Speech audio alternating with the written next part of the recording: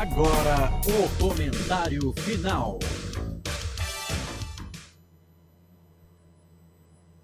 Pois bem, o Guarani, Guarani jogando fora dos seus domínios, foi derrotado pela equipe do Operário por 1-0. Isso mesmo, o Guarani, que a esperança de todos que o Guarani continuasse a ascensão, venceu a equipe do Mirassol por 1-0 em casa, mais na sorte do que no juízo, e contra a equipe do Operário achávamos que o Guarani iria ter outra postura.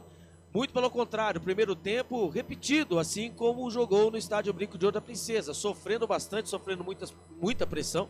O goleiro Pegorari foi ali o melhor jogador do Guarani até a metade do primeiro tempo. E mais uma vez, nós contamos com jogadores diferentes, assim como o Luan Dias e o Caio Dantas, e eles não estavam conectados na partida. A equipe do Operário vinha nos contra-ataques e o Guarani sofrendo para sair. Pois bem, em 3 chances ali, todas com o Luan Dias, quando entrou, despertou na partida, o Guarani teve a chance de abrir o marcador. O Gabriel Mesquita acabou fazendo belas defesas, belas intervenções, e o Guarani foi para o primeiro tempo, virando o segundo tempo, com esperança de, entre aspas, Luan Dias melhores. Virado o segundo tempo, Luan Dias ali jogando, fazendo o que sabe melhor fazer, distribuindo bem a jogada. O Guarani teve as melhores chances no começo do segundo tempo, porém, entretanto, numa jogada, uma jogada boba, isolada da grande área, ali o Marlon Maranhão sofreu o pisão, foi revisado pelo VAR e não foi marcado o pênalti. Na sequência, ali o Bosquilha acabou ali dentro da grande área, acabou finalizando ao gol, e ali o Salustiano acabou acertando o braço do Salustiano.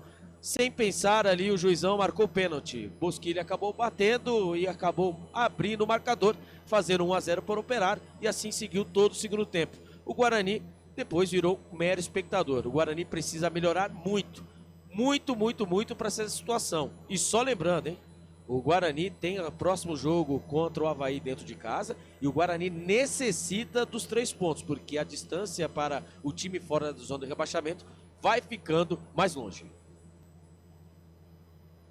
Comentário final.